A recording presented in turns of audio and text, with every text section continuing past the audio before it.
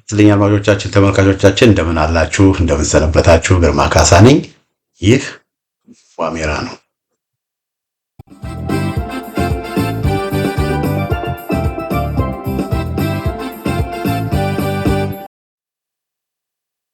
በዛሬው የዋሜራ መርሃ ግብራችን ጦርነቱ እንዴት ሊቆም ይችላል በሚል ርዕስ ስር አንዳንድ ሀሳቦችን ይዤላችሁ መጥቻለሁ። መቼም ኢትዮጵያ ሀገራችን በአንድ በኩል አዲስ አበባ ውስጥ የተበለጨለጨ ነገር እያየን ነው። መብራቶች፣ መናፈሻዎች፣ ፎቁ፣ ሰገነቱ እያየን ነው። በጣም በተለየ መልኩ እያየን ነው። ነገር ግን ከዛ ከሚታየው ከብልጭልጩ ነገር ባለፈ ግን አብዛኛው የኢትዮጵያ ማህበረሰብ በችግር በስቃይ ውስጥ ነው ያለው። በሰላም እጦት እየተሰቃየ ነው እና በብዙ በተለይ በጎንደር፣ በጎጃም፣ በወሎ፣ በሸዋ ጦርነቶች ነው ያሉት። በወለጋ ጦርነቶች ነው ያሉት ወገኖቼ። በወለጋ በአንዳንድ ቦታዎች ከኦነግ ጋር የሚደረገው ጦርነት ትንሽ እየቀዘቀዘ እየመጣ ነው። ሆኖም ግን በወለጋ በተለይ በምስራቅ ወለጋና በኮሮ ጉድሩ ወለጋዎች ሁለት የፋኖ አደረጃጀቶች፣ ሁለት የፋኖ እዞች አሉ። ስለዚህ በወለጋ ውጊያ እየተደረገ ነው ወገኖቼ። በዚህ ጉዳይ ላይ በስፋት በሌላ ፕሮግራም እመለሳለሁ። እንደዚሁም በጎጃም ውጊያ እየተደረገ ነው። በጎንደር ውጊያ እየተደረገ ነው። በወሎ ውጊያ እየተደረገ ነው። በሸዋ ውጊያ እየተደረገ ነው። እንደውም በአርሲ ሁሉ ሳይቀር ውጊያዎች እየተደረጉ ያለበት ሁኔታ ነው ያለው። እንግዲህ ተመልከቱ። በአርሲ፣ በሸዋ፣ በጎጃም፣ በጎንደር፣ በወሎ፣ በወለጋ በስድስት ክፍላተ ሀገራት ፋኖች እየተንቀሳቀሱ ከፋኖች ጋር ውጊያ እየተደረገ ነው። አገዛዙ ውጊያ እያደረገ ነው። በትግራይ ሰላም መጥቷል ማለት አይቻልም። በትግራይም ከፍተኛ ውጊያ ተደርጓል። በትግራይም ችግር ነው ያለው እና በትግራይም ሰላምና መረጋጋት አለ ብሎ መናገር አይቻልም ወገኖቼ። ስለዚህ ተመልከቱ፣ ወደ 7 ክፍለ ሀገር ከ14ቱ የቀድሞ ክፍለ ሀገራት ወደ 7ቱ ክፍለ ሀገር ሰላምና መረጋጋት የለም፣ ከግማሽ በላይ እና እንዴት ነው ኢትዮጵያ ውስጥ ሰላም ሊመጣ የሚችለው? ምን ቢደረግ ነው ኢትዮጵያ ውስጥ ሰላም ሊመጣ የሚችለው? የአብይ አህመድ ወደ ስልጣን ሲመጡ ከኦነግ ጋር ውጊያ ጀመሩ። ከሶማሌ ክልል ከአብዲሌ ጋር ውጊያ ጀመሩ። በቃ በውጊያ ላይ ውጊያ፣ በውጊያ ላይ ውጊያ፣ በውጊያ ላይ ውጊያ ነው እና አብይ አህመድ የኦሮሞ ብልጽግና መቼ ነው ሀገራችን ሰላም የምትሆነው? እና አብይ አህመድ ወደ ስልጣን ሲመጡ የኦሮሞ ብልጽግናዎች ወደ ስልጣን ሲመጡ ኦሮማራ ብለው መደመርን ተስፋ አድርገው መደመርን ሰብከው ፍቅርን ሰብከው ፕሮስፔሪቲን ሰብከው አንድነትን ሰብከው ሀገራችን እያየን ያለችው ጦርነት ነው። ምን ይሻላል የሚለውን እንግዲህ ይሄ በሀገራችን የምክክር ኮሚሽን ኢትዮጵያ መከረች ተብሎ የምክክር ኮሚሽን በሚል ይኸው ለ4 ለ5 ዓመት ሲያደነቆሩ ነው አሉ ፕሮፌሰር መስፍን አርአያ። የምክክር ኮሚሽን ሰላም አመጣ? ሰላም አላመጣ። ከዛ በፊት የወሰንና የማንነት ኮሚሽን ተባለ። የወሰንና የማንነት ኮሚሽን ሰላም አመጣ? ሰላም አላመጣ።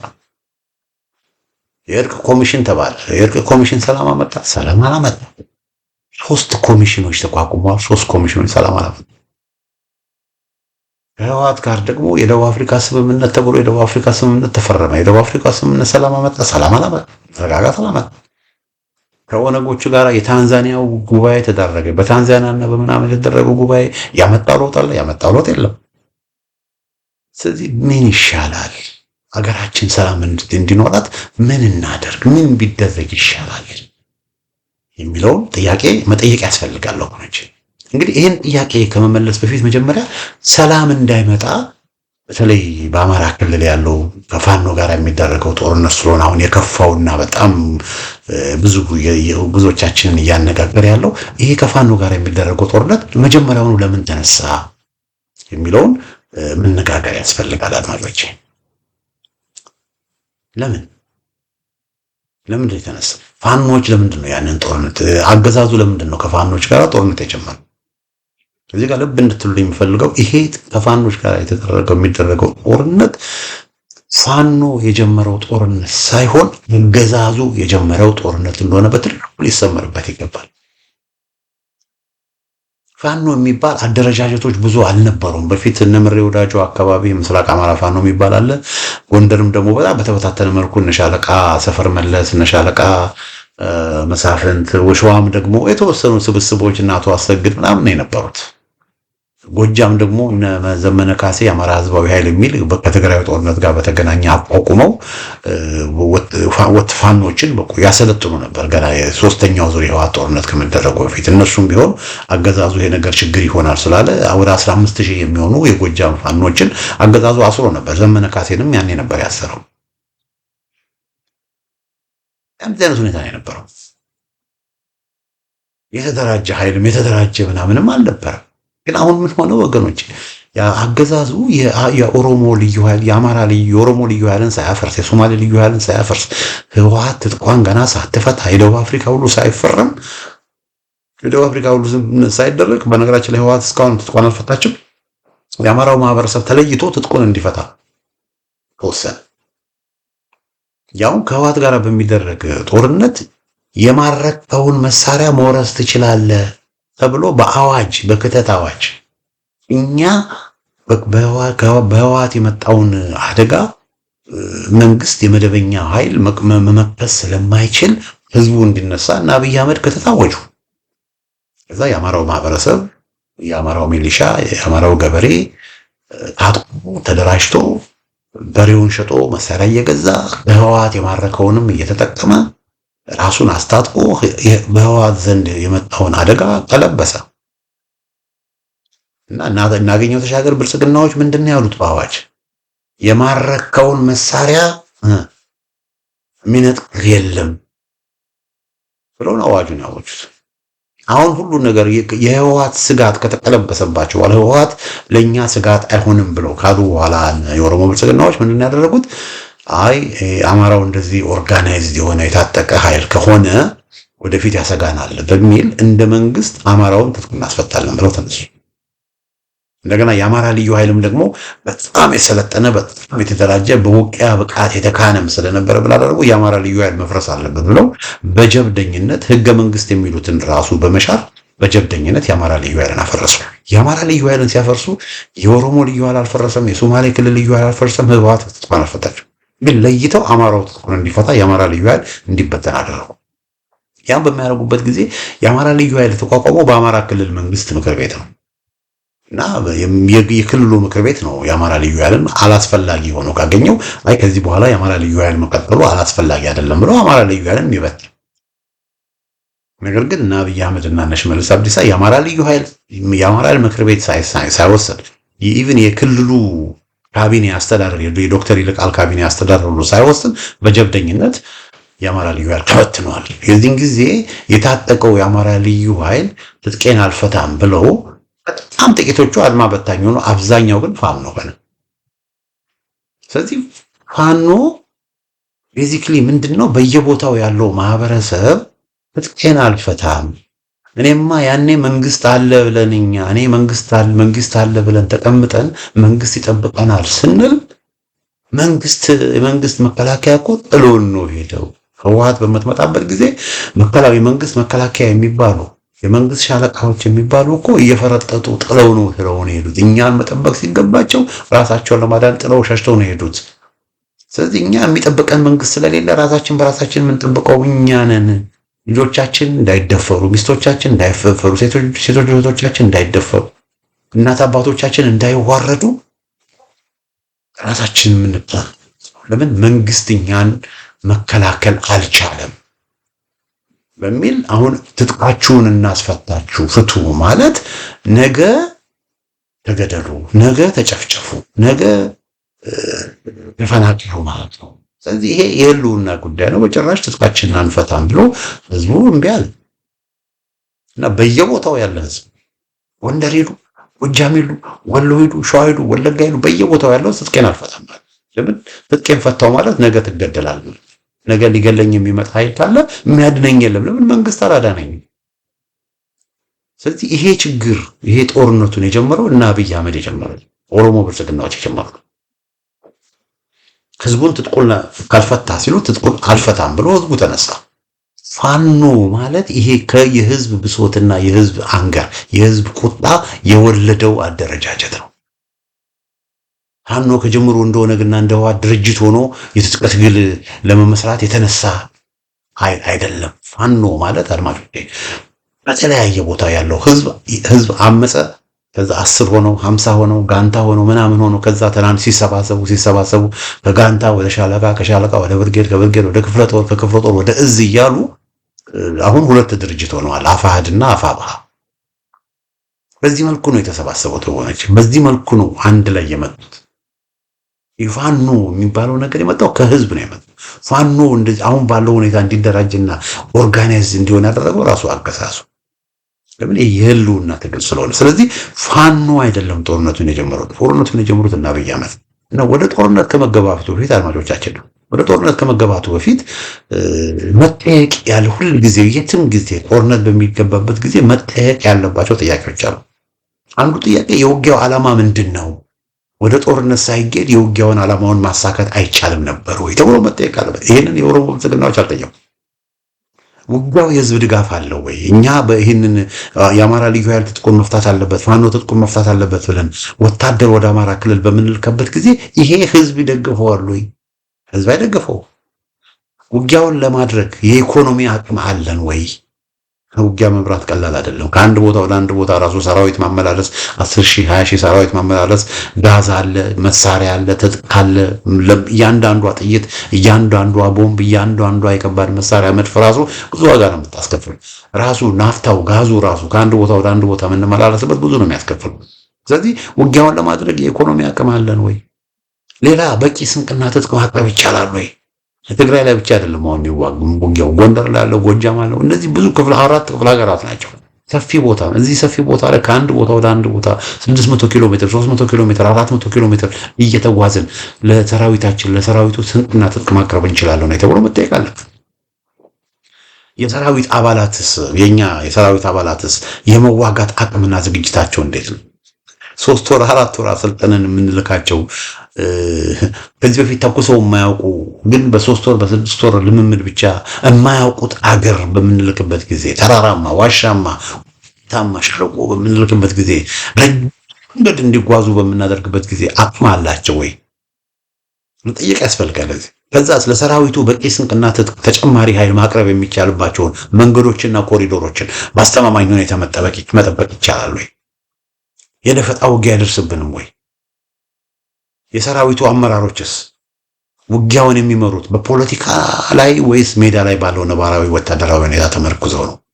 አብይ አህመድና የኦሮሞ ብልጽግና የፖለቲካ አመራሩ ሂዱና ተዋጉ ስላላቸው ነው ወይስ እንደ ወታደራዊ መኮንን እንደ ወታደራዊ አዛዥ ጥቅሙንም ጉዳቱንም አመራረው ላናሸንፍ እንችላለን ብለው በዛ መልኩ ነው የሚሄዱት?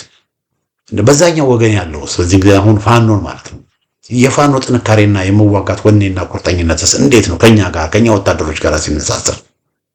በዚያኛው ወገን ያሉትስ ደግሞ ፋኖች ማለት ነው እነሱ እኛን ህዝብ ይደግፈናል ወይ ብሎ ይጠይቃሉ አለ። በዛኛው ወገን ያሉት ፋኖችስ ህዝብ ይደግፋቸዋል ወይ ተብሎ መጠየቅ አለበት። እና ከወታደራዊ መረጃዎችና ከሚሊተሪ ኢንቴሊጀንስ ፐርስፔክቲቭ ማለት ነው አንጻር ያለው ጥንካሬ እንዴት ነው? መረጃዎች የፋኖን ሁኔታ በተመለከተ መረጃዎችን በቀላሉ ማግኘት እንችላለን። ለምን? ደህንነትና ኢንቴሊጀንስ ስለላ ቁልፍ ነው። እና በዛ ጉዳይ ላይ ምንድነው እንዴት ነው ስለ ፋኖች ሞር ኢንፎርሜሽን እናካለን? ይሄን ከፋኖች ውስጥ መረጃ ለኛ ሊያቀብል የሚችል እንዴት ነው? የኛንስ ፋኖች እንዴት ነው? ይሄን የኢንቴሊጀንስ ሱፔሪዮሪቲ ያለን ወይ የሚሊተሪ ኢንቴሊጀንስ ሱፔሪዮሪቲ ያለን ወይ ተብሎ ጥያቄዎች መቅረብ አለባቸው። እነዚህ ሁሉ ጥያቄዎች ተጠይቀው ኦብጀክቲቭ በሆነ መንገድ ያንን ኦፕሬሽን የምናደርግ ከሆነ ውጤት እንደምናመጣ ስናረጋግጥ እና ጦርነቱን በአጭር ጊዜ ውስጥ መቋጨት እንደምንችል ስናረጋግጥ ወደ ጦርነት እንገባለን።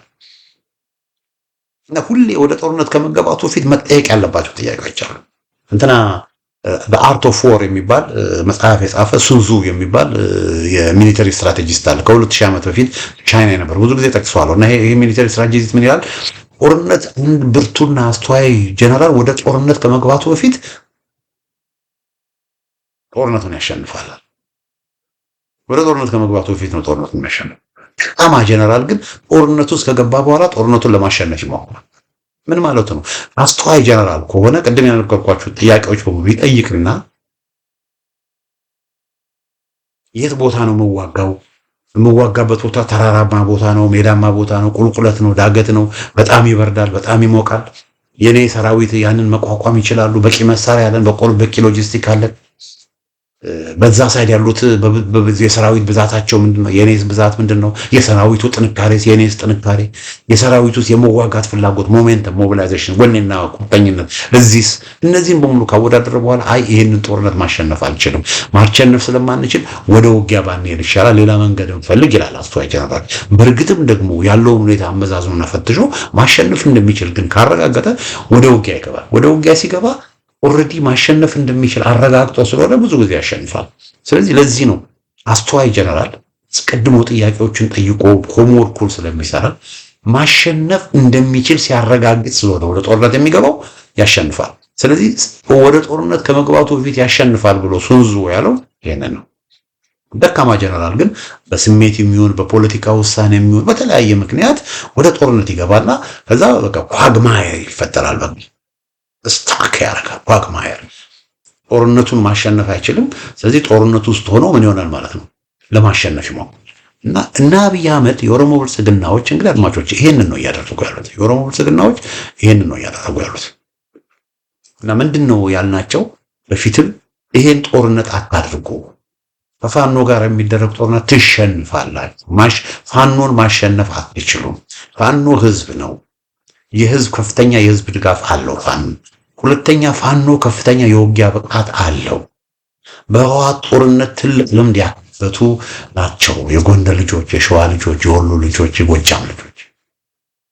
ሶስተኛ የአማራ ክልል ቴሪተሪው ለፋኖ የሚመች ነው። ጂኦግራፊውን ያውቃሉ። በየአካባቢያቸው ነው የሚዋጉት። በዚህ ስትመጡ በዚህ ይመጡባቸዋል፣ በዚህ ስትሄዱ በዚህ ይሄዱባቸዋል። ለደፈጣና ለሽምቅ ውጊያ ትጋለጣላችሁ። አራተኛ ወደ አማራ ክልል ወደ ጎንደር ወደ ከአዲስ አበባ ርቃችሁ ወደ ጥልቅ ወደ ውስጥ በምትገቡበት ጊዜ በቃ ሎጂስቲክ ማቅረብ አትችሉ። ሎጂስቲክ መስመራችሁን ይዘጉባቸዋል። ዋና ዋና አስፋልቱን ሁሉ ይዘጉባቸዋል። ስለዚህ ሎጂስቲክ ማቅረብ ስለማትችሉ በጣም በብዙ መልኩ ችግሩ አታሸንፉ። እና አብይ አህመድ በዚህም በዛም ብለን ፋኖን ትጥቅ እናስፈታለን፣ መከፈል ያለበት ሁሉ መስዋዕትነት መከፈል ያለበት ብሎ ፋኖን ትጥቅ እናስፈታለን ብሎ ጀመሩ። አታስፈቱም። ፋኖ እንኳን ትጥቃቸውን ሱቅ ቀበቷቸውንም እናስፈታለን አለ ብርሃኑ ጁላ። አታስፈቱም፣ አትችሉም። አበባው ታደሰ በከተለታ ያማሹ ህወሓትን ልክ እንዳስገባን እነሱንም ልክ እናስገባ አትችሉም። ያለውን ችግር ሰላማዊ ሆነ መንገድ ብትፈቱ ይሻላል ብለን መከርናቸው። ነገር ግን እና አብይ አህመድ አልሰሙ።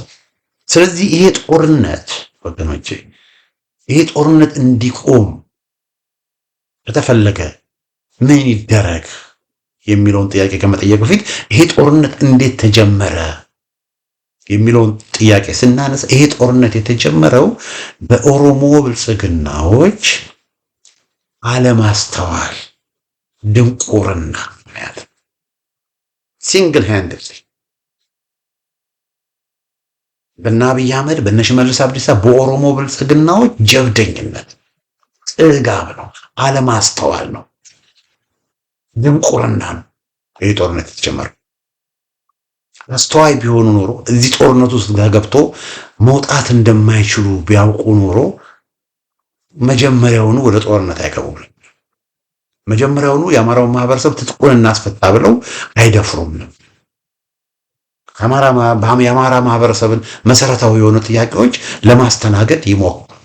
ነገር ግን እነሱ የድሮን ጥቃት አለን፣ ቴክኖሎጂ ጥቃት አለን፣ እንደመሰሳቸዋለን ብለው በጀብደኝነት ጥናት ሳያደርጉ ዝግጅት ሳያደርጉ አርቀው ሳያስቡ ያለውን ሁኔታ ሳይመረምሩ ጂኦግራፊውን፣ የህዝቡን ሁኔታ ብዙ ነገሮችን ፋክተር ውስጥ አስገብተው ሳይመዝኑ ፕሮንስ ኤንድ ኮንስ የጥቅሙን ሁሉ ነገር ሳይመዝኑ ቸኩሎ ሄዱ። አሁን ይወላችሁ ሱንዙ እንዳለው ደንቆሮ ጀነራል፣ ደደብ ጀነራል፣ ማስተዋል የማይችል ጀነራል፣ በቃ እንጭጭ አስተሳሰብ ያለው ጀነራል እና የጦር መሪ ዝም ብሎ ጦርነቱ ሲገባና ጦርነቱ ከገባ በኋላ ለማሸነፍ ይሞክራል አይደል ያለው። እና አብይ አህመድም እያደረጉት ያለው ነገር ነው። አሁን ጦርነቱ ከጀመሩ የፊታችን ሚያዝያ 2018 ዓ.ም 3 ዓመት ይሆናቸዋል። 3 ዓመት ይሆናቸዋል። እና በዚህ በ3 ዓመት ጊዜ ውስጥ አድማጮቻችን፣ ተመልካቾቻችን በጣም ነው።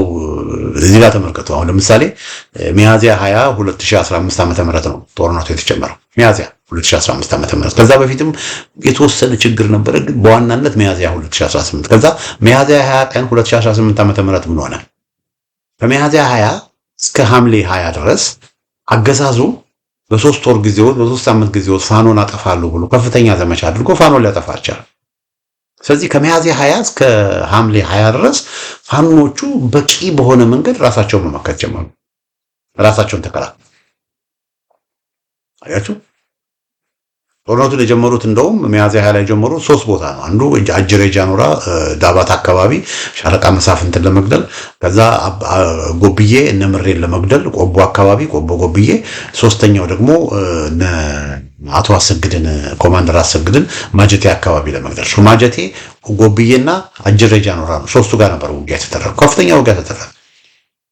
እነምሬን አቶ አሰግድና ሻለቃ መሳፍንትን ለማሰር ወይም ለመግደል ያኔ ነው የተጀመረው። ከዛ በኋላ ነው ወደ ሌሎቹ ሄደው እና በዚህ ወቅት ግን ከሚያዚያ 20 እስከ ሐምሌ 20 ባለው ጊዜ ውስጥ ለ3 ወር ፋኖች በጣም አስደማሚ በሆነ መንገድ ራሳቸውን መከቱ። ከዛ ምን ሆነ? ሐምሌ 20 ቀን ወገኖቼ የ10 ቀን ዘመቻ በ8 ቀን ውስጥ ከሐምሌ 20 እስከ ሐምሌ 28 ባለው ቀን ውስጥ ከ108 በላይ ወረዳዎችን ፋኖች ተቆጣጠሩ። እነዚህ ፋኖች እንግዲህ የተደራጁ በአካባቢ የተደራጁ ናቸው። በጠቅላይ ግዛት ደረጃም ይሁን በወረዳም ደረጃ ማለት በአካባቢ የተደራጁ በ8 ቀን ውስጥ 108 በላይ ወረዳዎች ተቆጣጠሩ። 46 ከተሞች ባህር ዳርን፣ ደብረ ማርቆስን፣ ፍኖተ ሰላምን፣ ጎንደርን፣ ላሊበላን፣ ደብረ ብርሃንን፣ ሸዋሮቢትን እነዚህ ትላልቅ ከተሞችን ሁሉ ጨምሮ ወደ 46 ከተሞችን ፋኖች ተቆጣጠሩ። በ8 ቀን ውስጥ የአማራ ልዩ ኃይልን የአማራ ክልል መንግስትን ፈረሱ። በ8 ቀን ውስጥ የህዝብ ኃይል ከዛ ሐምሌ 30 ቀን 2015 ዓ.ም አገዛዙ በፓርላማ የአስቸኳይ ጊዜ አዋጅ አወጀ። ተመልከቱ። ሱሪያቸውን ቀበቷቸውን ሁሉ ሳይቀር እናስፈታለን፣ በአጭር ጊዜ ውስጥ ቀበቷቸውን ሁሉ እናስፈታለን ብለው እንዳልደነፉ የአስቸኳይ ጊዜ አዋጅ አወጁ።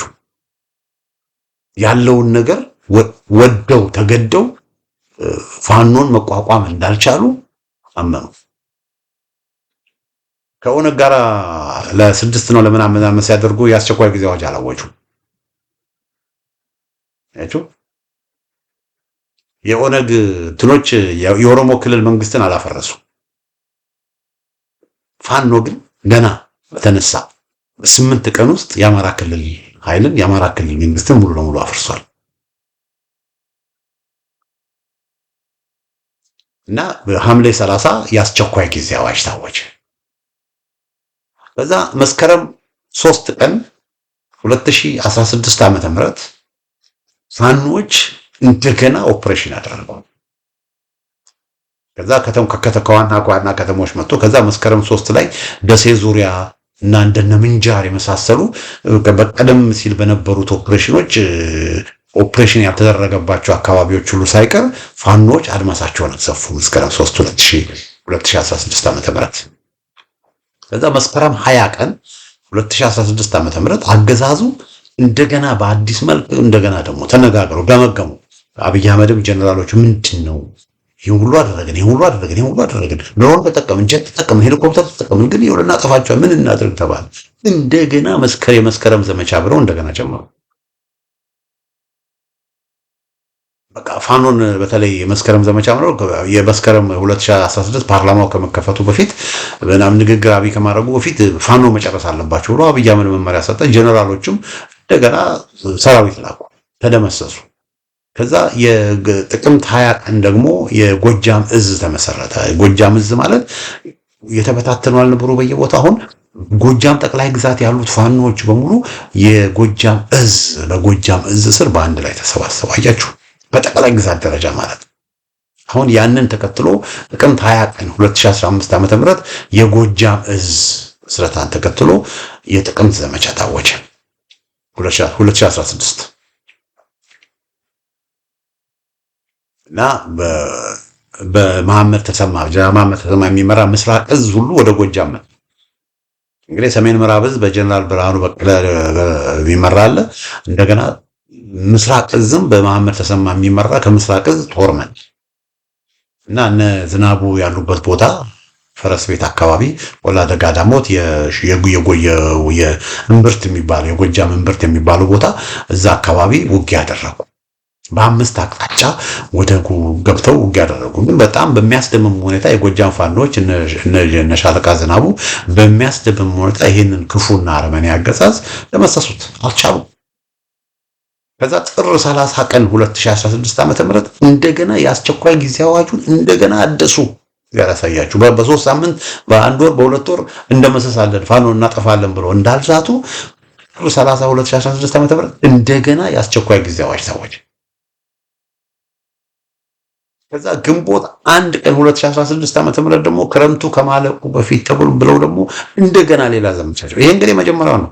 እንዲህ ያሉ ወገኖች ይሄው እስካሁን ድረስ ታህሳስ 2018 ዓ.ም እስካሁን ድረስ በየጊዜው ዘመቻ ያውጃሉ። የተለወጠ ነገር የለም። ስለዚህ አሁን ባለው ሁኔታ ወገኖች ያው ነው እና አብይ አህመድ እያደረጉት ያሉት የኦሮሞ ብልጽግናዎች እያደረጉት ያሉት ተመሳሳይ ነገር ነው። ያሰለጥናሉ፣ 30 ሺህ 40 ሺህ ሰው ያሰለጥናሉ፣ ይልካሉ፣ እነዛ ይማከዳሉ። ሌላ 30 40 ሺህ ሰው ያሰለጥናሉ፣ ይልካሉ፣ እነዛ ይማከዳሉ። ስለዚህ አሁን ባለው ሁኔታ ጦርነቱ እንዴት ሊያቆም ይችላል የሚለውን ጥያቄ ብናነሳ ጦርነቱ ሊያቆም የሚችለው በሁለት መንገድ ጦርነቱ ሊያቆም ይችላል። አንደኛው ጦርነቱ ሊያቆም የሚችለው ጦርነቱ እንዲጀመር ምክንያት የሆነው የእነ አብይ አህመድና የኦሮሞ ብልጽግና ዘረኝነትና ድንቁርና በመሆኑ ከድንቁርናቸውና ከዘረኝነታቸው ባብ ብለው በዚህ ሁኔታ መሄድ አያዋጣንም፣ ጦርነቱን ማሸነፍ አልቻልንም፣ በየጊዜው 10 ሺህ 20 ሺህ 30 ሺህ እናሰለጥላለን ያልቃሉ። ወደዛ የምንልካቸው ሰራዊታችን ከፋኖ ጋር ሲወዳደር ብቃት የላቸውም። ብዙዎቹ እጆቻቸውን ይሰጣሉ። በአንጻሩ ደግሞ ፋኖች የበለጠ እየተደራጁ እዝ ሆነው ድርጅት ሆነው ፎርሚደብል ሆነው ይሄው መደበኛ ውጊያ ሁሉ ሳይቀር አሁን ወሎ እንዳየነው መደበኛ ሁሉ ውጊያ ሳይቀር ከኛ ጋር እየተዋጉ ነው። ከባባድ መሳሪያዎች እየታጠቁ ነው። ብዙ ቦታዎችን እየተቆጣጠሩ ነው። የውጊያ ብቃታቸው ከዚህ በፊትም በቂ ትልቅ ብቃት ነበራቸው። አሁንም ደግሞ የበለጠ ብቃት እያደለቡ ነው። አንድነታቸውን እያጠናከሩ ነው። በፊት 200 300 ምናምን የተለያየ የተበታተነ አደረጃጀት ነበር። አሁን ግን ሁለት ድርጅት ነው ያለው። ሁለቱ ድርጅቶች ደግሞ ይኸው እየተነጋገሩ ነው። አንድ ይሆናሉ። በቅርብ እነሱ መካከል ያስገባናቸው መረጃ የሚሰጡን ሰርጉ አስርገን ያስገባናቸው እንደነሱ መስነፋለው እንደነ ማስረሻ ሰጠ ያሉ ተመንጥረው እነሱ ወጥተዋል። የኛ ሰላዮች የነበሩ ለኛ የሚሰሩ ሰዎች በሙሉ አሁን ተመንጥረው ፋኖ ራሱን አጠርቷል።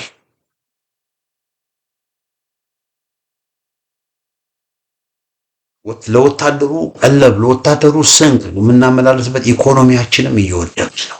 ገንዘብ የለንም። በዚህ ሁኔታ መቀጠል የለብንም። ስለዚህ የሚደረገውን ጦርነት ማቆም አለብን። ይሄ ጦርነት እንዲቆም ደግሞ የይስሙላ ድርድር የይስሙላ ውይይት ስለማይሰራና ተቀባይነት ስለሌለው መሰረታዊ በሆነ መንገድ የፋኖን ጥያቄንም የሚመልስ በፋኖና በእኛ መካከል መተማመንን የሚፈጥር ኮንክሪት የሆኑ እርምጃዎች መውሰድ አለብን።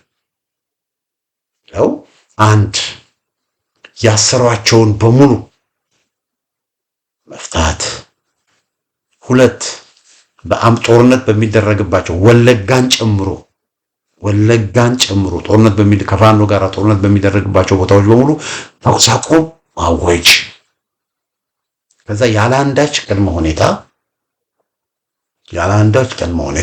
በሶስተኛ አካል ከፋኖ ጋራ ለመነጋገር ዝግጁ ነን ብሎ የአማራ ልዩ ኃይልን አረጋ ከበደ ራሱ አብይ አህመድም ሆነ የኦሮሞ የብልጽግና መንግስት የፌዴራል መንግስቱ በደንብ በመግለጫ ከፋኖ ጋራ መሰረታዊ በሆነ መንገድ ይሄ ችግር ተፈቶ የአገር ሰላም እንድትሆን ለመነጋገር ዝግጁ ነን የሚል መግለጫ ማውጣት አለባቸው።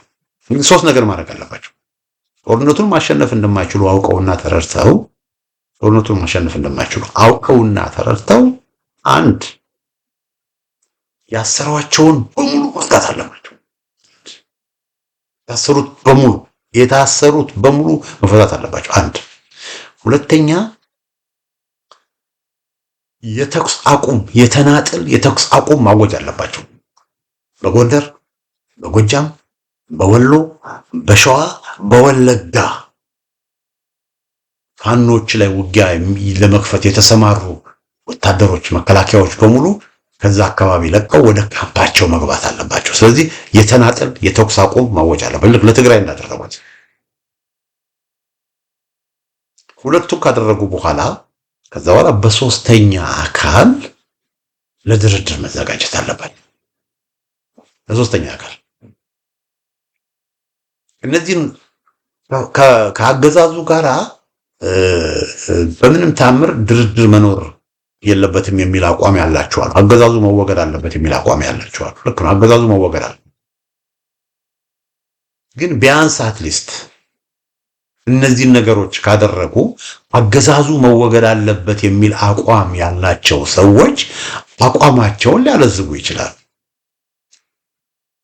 ከአገዛዙ ጋር የሚደረገውን ድርድር በተወሰነ መልኩ ኮንሲደር ሊያደርጉ ይችላል። እነዚህ ነገሮች ባልተሟሉበት ሁኔታ ግን አገዛዙ ጋር ድርድር የሚባለው ነገር ፌዝ ነው፣ ቀልድ ነው።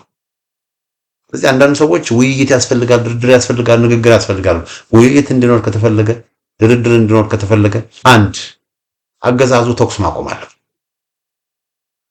በድሮን እየገደለ፣ በድሮን እየጨረሰ፣ በድሮን ንጹሃን ዜጎችን እየጨፈጨፈ፣ በየጊዜው ሰራዊት እያላከ፣ ሰራዊት እያሰማራ ንጹሃንን እየገደለ፣ እህቶቻችንን እየደፈረ፣ እናቶቻችንን እየደፈረ፣ ሴት ልጆቻችንን እየደፈረ፣ የጦር ወንጀሎች እየፈጸመ፣ በዚህ በኩል ደግሞ ውይይት ብሎ እነ ዶክተር ኃይለማርያም እነ ዶክተር መስፍን አርያን ምናምን ቢልክ ፌዝ ነው። ቀልድ ነው ወገኖች።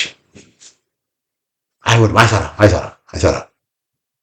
ድርድር እውነተኛ ድርድር እንደሚፈልግ በእርግጥም አሁን ስህተት እንደሰሩ በእርግጥም የማይሆን ነገር ውስጥ እንደተዘፈቁ ይሄ ነገር አገርን ወደ የበለጠ ችግር እየወሰዳት እንደሆነ ትንሽ እንጥፍጣፊ ሰላምና እንጥፍጣፊ ህሊና ካላቸው ማድረግ ያለባቸው ነገር ዩኒላተራል እርምጃ ወስደው ተኩስ ማቆም። ልክ ለትግራይ ያደረጉትን ከዚህ በፊት ያላደረጉትን ነገር አይደለም እያልኩ ያለሁት ወገኖች። ከዚህ በፊት ለትግራይ ያደረጉትን ነገር ለአማራ ክልል የሚያደርጉት ያንን ካደረጉ ሰው ሲሪየስሊ ይወስዳቸዋል።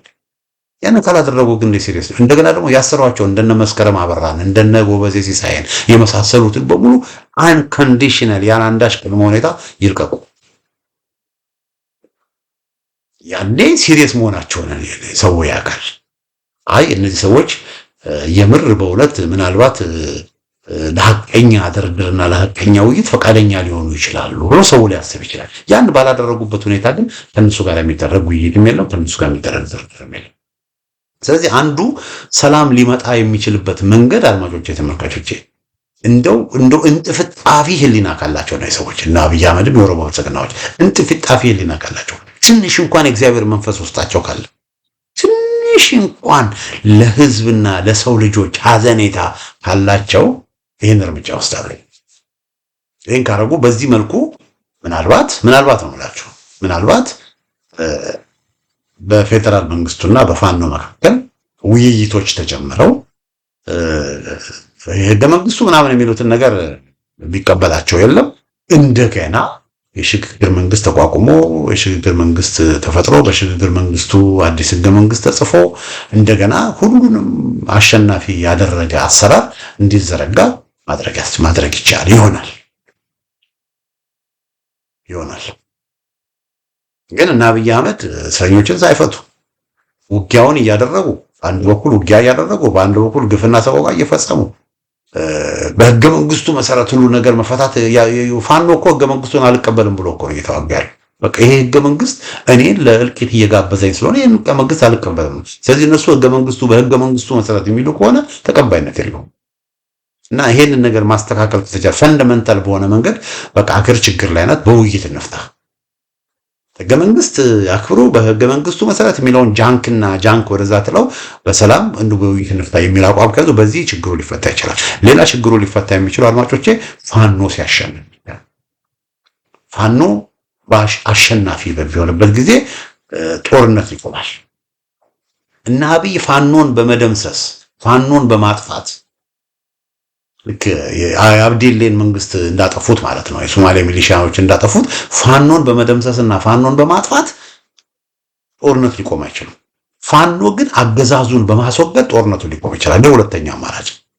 ይሄ አማራጭ ደግሞ ፖሲብል ነው። አንዳንዶቹ ፖሲብል አይደለም ይላሉ። ፖሲብል ነው። የሚያስፈልገው የፋኖ አንድነት ነው። የፋኖ አንድነት ከመጣ በፋኖ ዘንድ አንድነት ከተፈጠረ እየተፈጠረ ነው የሚል እምነት አለኝ። በአጭር ጊዜው ውስጥ አገዛዙ ይገረሰሳል። ስለዚህ ፋኖ ሀገራችንን ለዚህ ከፍተኛ እልቂትና ደም መፋሰስ የጋበዘውን ቆሻሻ ኮተት ፕሮፌሰር ኃይሌ ላሬቦ ኮተት የሚሉትን ህገ መንግስትና አወቃቀር ቀዳዶ ጥሎ ለሁሉም ኢትዮጵያዊ የምትሆን ሁሉም ኢትዮጵያውያንን ያሳተፈ ሁሉንም ኢትዮጵያውያንን የሚያከብር ሁሉም ማንም ኢትዮጵያዊ በወደደው በፈቀደው በፈለገው ቦታ መስራት መኖር እንዲችል የሚያደርግ ሲስተም ይዘረጋና ያኔ ሀገር ሰላም ይሆናል። ስለዚህ ኦሮሞ መብቱ ይከበራል፣ ትግሬው መብቱ ይከበራል፣ አማራው መብቱ ይከበራል። ሁሉም በወደደው ቦታ በፈቀደው ቦታ በመረጠው ቦታ ይኖራል። ለትግሬው ሰላሌና በደሌ እንደ መቀሌ ይሆናል። እንደ መቀሌ ይሆናል።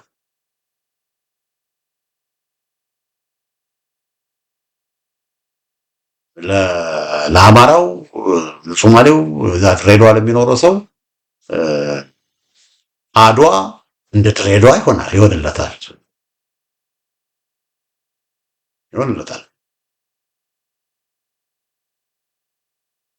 ለአማራው ሐረር እንደ ጎንደር፣ ለወላይታው ወለንጭቲ እንደ ቦዲቲ፣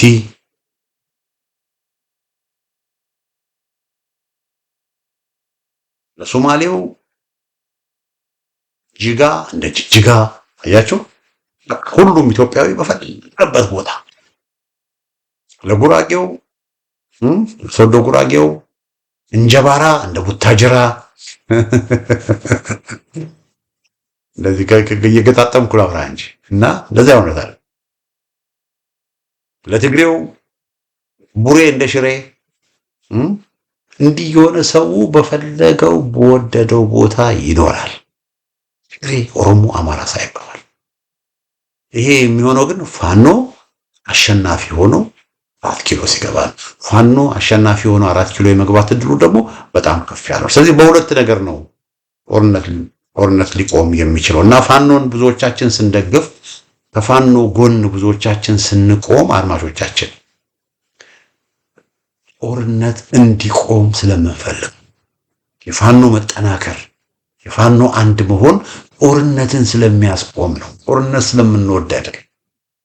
ወደድንም ጠላንምማ ጦርነቱን እኮ አገዛዙ በህዝቡ ላይ ጭኗል፣ ከፍቶ ጀምሮታል። አገዛዙ አሸንፎ ጦርነቱን ቢያቆም አንድ ነገር ነው።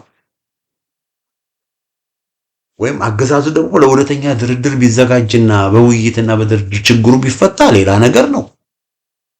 ሁለቱንም እኮ አገዛዙ ማድረግ አልቻለም። በቃ አገዛዙ የሰይጣን ቁራጭ ነው።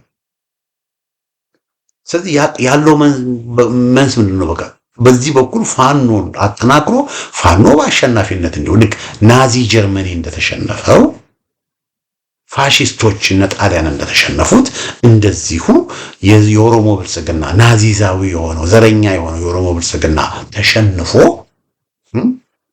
አገርን ለስቃይና ለመከራ የዳረጉ ሰዎች ተሸንፈው ፋኖ ስልጣን ሲረከብ ያኔ ጦርነቱ ይቆማል። እና ያ የመሆን እድሉ ደግሞ ወገኖቼ እጅግ እጅግ እጅግ በጣም ቅርብ ነው። ብዙ ስራ ተሰርቷል። ተመልካቹ 200 300 ከሚሆን አደረጃጀት ወደ ሁለት ድርጅት፣ ሁለቱ ድርጅት ደግሞ አንድ እየሆኑ ይህን ያዙልኝ። ሁለተኛ ፋኖ በ200 ሺህ በቃ በመቶ ሺዎች የሚቆጠር ሰራዊት አለው። ሁለት ሶስተኛ ይሄ በመቶ ሺዎች የሚቆጠር ሰራዊት ቀላል መሳሪያ ብቻ ሳይሆን ከባድ መሳሪያ የታጠቀ ነው። አራተኛ ይሄ በመቶ ሺህ የሚቆጠር ሰራዊት አንደኛ በመቶ ሺህ የሚቆጠር ነው ብያቸዋለሁ። ሁለተኛ በከባድ መሳሪያ ሁሉ ሳይቀር የታጠቀ ነው ብያቸዋለሁ። ሶስተኛ ልማቶቼ ይሄ ሰራዊት ብቃት ያለው ነው። ብቃት ያለው የውጊያ ብቃት ያለው ሰራዊት ነው። አራተኛ ይሄ ሰራዊት በሚሊተሪ ስትራቴጂስቶች በጀነራሎችና በኮሎኔሎች የሚመራ ነው። ጀነራል ተፈራ፣ ጀነራል ተሰራ፣ ኮሎኔል ፋንታው ሙሀቤ፣ ኮሎኔል ፋንታው መኮይ፣ ኮሎኔል አባይ፣ ኮሎኔል አለሙ፣ ኮሎኔል ጋሻው ልዘርዝርላችሁ፣ ኮሎኔል ማናገረው ማለት በኮሎኔሎች የሚመራ ነው። በጣም ብቃት ያለው የፖለቲካ አመራሮቹ ጋር ደግሞ ከመጣችሁ የፖለቲካ አመራሮቹ እንደነ ዘመነ ካሰ ያሉ አመራሮች አሉ። ዘመነ ካሰ በአማራ ትግል በጣም የሚታወቅ ብዙ ነገር ያደረገ አዲስ አበባ ዩኒቨርሲቲ በወርቅ የተመረቀ ሰው ነው። እንደነ ሄኖክ አዲሴ ያሉ የወልዲያ ዩኒቨርሲቲ ዲን ምክትል ፕሬዚደንት የነበረ ሰው ነው። እንደነ ረዳት ፕሮፌሰር ማርካው መንግስቴ ያሉ አሉ በደብረ ብርሃን ዩኒቨርሲቲ መምህራን የነበሩ። እንደነ አስረስ ማረ፣ እንደነ ሞገስ ያሉ ጠበቃዎች፣ እንደነ ተስፋዬ ገስጥ ያሉ የህግ ባለሙያዎች ጠበቃዎች ያሉበት ነው። እንደነ ረዳት ፕሮፌሰር ጌታ አስራዳ ያሉ የዩኒቨርሲቲ መምህራን የነበሩ ሰዎች ያሉበት ነው። በፖለቲካው በሉ በምንም ነገር በሉ ወገኖች፣ ጎንደር ሄዱ፣ ጎጃም ሄዱ፣ ወሎ ሄዱ፣ ሸዋ ሄዱ፣ ወለጎ ሄዱ፣ የተማሩ ሰዎች አገር ማስተዳደር የሚችሉ ከተማና ወረዳ ብቻ አገር ማስተዳደር የሚችሉ ብቃት ያላቸው ሰዎችም ያሉ። ስለዚህ በሚሊተሪውም አስፔክት በፖለቲካውም አስፔክት ብቃት ያላቸው ሰዎች ነፍ ፋኖ ውስጥ። ስለዚህ ይሄ የፋኖ ትግል በአሸናፊነት እንዲጠናቀቅ ማድረግ ከተቻለ ጦርነቱ ሊያቆም ይችላል። ስለዚህ ኢትዮጵያ ውስጥ ሰላም እንዲመጣ የምንፈልግ፣ ኢትዮጵያ ውስጥ ጥሩ ነገር እንዲፈጠር የምንፈልግ ሰዎች፣ ጦርነት እንዲቆም የምንፈልግ ሰዎች ሁለት ነገር እናደርግ። አንዱ እንጸልይ። እግዚአብሔር በተአምር በኪነ ጥበቡ በሌሊት በህልም ተናግሯቸው የሚሆን በምንም አላቅም እና አብይ አህመድ እና ሽመልስ አብዲሳ አይኖቻቸውን እንዲከፍት እንጸልይ። እግዚአብሔር ተናግራቸው። እግዚአብሔር አንዳንዴ ድንጋዩን ልብ የስጋ የሚያደርግ ድንጋዩን የሚያቀልጥ ነው። ባህርን የሚከፍል አምላክ ነው እግዚአብሔር። ለእግዚአብሔር የሚሳነው ነገር የለም። እና ታላቁ ናቡከደነጾር ሳር እንዲግጥ ያደረገ አምላክ፣ ላይ የነበረውን ታች የነበረውን ላይ ማድረግ የሚችል አምላክ። እነዚህም ሰዎች ሰው ናቸውና በራሱ መንገድ የቀነጨረ አስተሳሰባቸውን ትንሽ እንኳን ብልሽታ እንዲኖረው ብርሃን እንዲኖረው አድርገው የቀና አስተሳሰብ እንዲኖራቸው አድርገው በጎን ነገር ማድረግን እንዲማሩ እንጸልይላቸው። ሰዎች የሚሰሙ ከሆነ ምናልባት በእግዚአብሔር ተአምር ሰዎች ወደ ህሊናቸው ተመልሰው እስረኞቹን ፈተው ህገ መንግስቱን ለጊዜው በህገ መንግስት ምናምን እያለ አንጨቃጨቅም ብሎ እሱ ወደ ጎን አድርገው ተኩስ እንዲቆም አድርገው እንደው ሀዘኔታ ትንሽ የእግዚአብሔር ነገር የእግዚአብሔር ፍቅር ትንሽ ሀዘኔታ ውስጣቸው ከገባ እነዚህ ሰዎች ይሄን ነገር ማድረግ ይችላሉ። አሁን ብዙዎቹ እዛ ውስጥ አሁን ዲያቆን ዳንኤል ክብረት ዲያቆን ነው፣ የእግዚአብሔር አገልጋይ ነው፣ የወንጌል አስተማሪ ነው። እና የወንጌል ትምህርት የሚለው ርህራሄ ይኖረን ዘንድ ፍቅር ይኖረን ዘንድ ለሰው ልጆች እናስብ፣ ለሰው ልጆች ካምፓሽን ይኖረን ዘንድ ነው መጽሐፍ ቅዱስ የሚያዘን። እና ዲያቆኑ አትሊስት እንደው ድቁና የሆነበትን ትምህርት እንኳን እንደው ለትንሽ ጊዜ አስበው። አብይ አህመድ ብዙ ጊዜ መጽሐፍ ቅዱስን መጽሐፍ ቤተክርስቲያን አገልጋይ ነው። ሚስቱ ዘማሪ ናት። እንደው ትንሽ የወንጌልን ቃል ትንሽ እንኳን ወደ ልቦና ይምጣ፣ ካዘኔታ ትንሽ ይሰማቸው እና ይሄንን እንዲሆኑ እንጸልይላቸው ነው ሰዎች። አንዱ መፍትሄው። ሌላው መፍትሄ ደግሞ ፋኖን እንደግፍ። ጦርነት እንዲቆም የምንፈልግ ከሆነ ፋኖን እንደግፍ።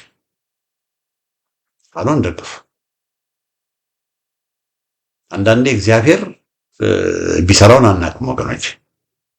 አንድ ንጉስ ነበረ፣ ብልጣሶር የሚባል ንጉስ፣ የባቢሎን ንጉስ። እግዚአብሔርን የማይፈራ እግዚአብሔርን የሚንቅ ከቤተ መቅደስ የእግዚአብሔር ቤተ መቅደስ የነበሩ ዕቃዎችን አስመጥቶ እግዚአብሔርን ያዋረደና እግዚአብሔርን ያረከሰ ንጉስ ነበር። እና ይሄ ንጉስ በእግዚአብሔር ሲያሾፍ ምን ሆነ? ግድግዳው ላይ የሚጽፍ ጣት ወጣ። ዘ ራይቲንግ ኦን ዘ ዎል ይባላል። አንድ ጣት ግድግዳው ላይ መጻፍ ጀመረ። ያ ግድግዳው ላይ መጻፍ የጀመረው ዛፍ ምን እንደጻፈ ንጉሱ አላወቀም። ማን ይምጣ ሲባል ነብዩ ዳንኤል ተጠራ። ነብዩ ዳንኤል ተጠራና እንዲያነብ ተደረገ። ነብዩ ዳንኤል የእግዚአብሔር መገለጥ ስለነበረው የተጻፈውን ነገር አነበበለት። ምን ይላል ይለው? ማኔ ቴቄል ፋሬስ አለው። እና ምንድነው ሲተረጎም መዘንኩ ቀለ ተገኘ፣ መንግስትህን ቀደድኩት፣ ለፋርስና ለሜዶን ሰጠሁት ይላል እግዚአብሔር። ፍርድን እግዚአብሔር ምን አደረገ? ፍርድን እግዚአብሔር ዲክሌር አደረገ። ፍርድን አወጀ። አልሰማ ሲል እግዚአብሔርን ሲንቁ፣ እግዚአብሔር የሚወዳቸውን የሰው ልጆችን ሲያሰቃዩ የእግዚአብሔር ፍርድ ትመጣለች። እና የእግዚአብሔር ፍርድ ደግሞ ምንድነው?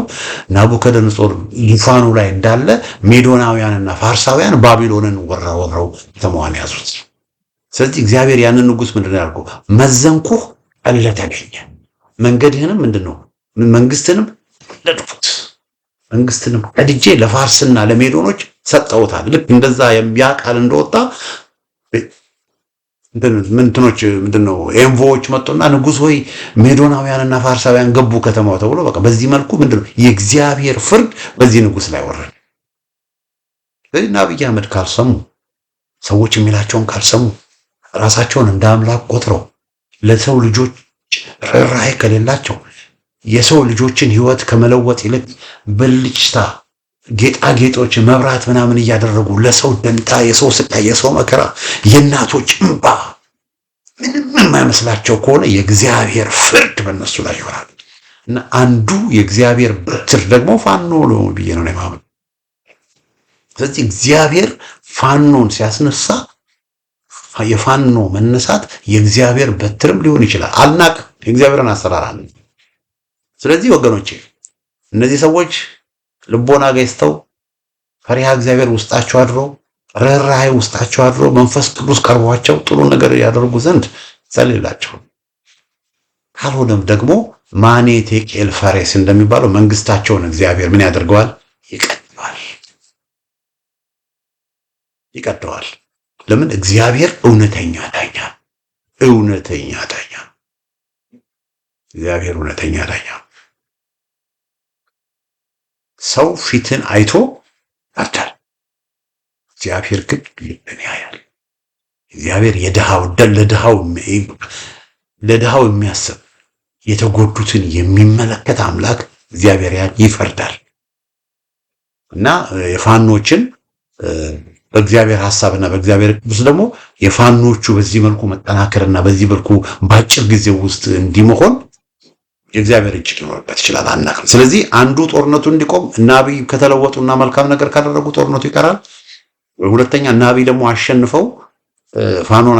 ፋኖን አጥፍተው ከመጡም ደግሞ ይቀር ነበረ፣ ግን ያ አሁንም ሶስተኛው ማለት ነው ፋኖ እንዲያሸንፍ፣ ፋኖን ማጠናከር፣ ጦርነቱን እንዲቆም ማድረግ ነው። ስለዚህ የፋኖን መደገፍ ማለት ጦርነትን መደገፍ አይደለም። ፋኖን መደገፍ ማለት ሰላምን መደገፍ። ለምን? የፋኖ ማሸነፍ ሰላምን የሚያመጣ ስለሆነ።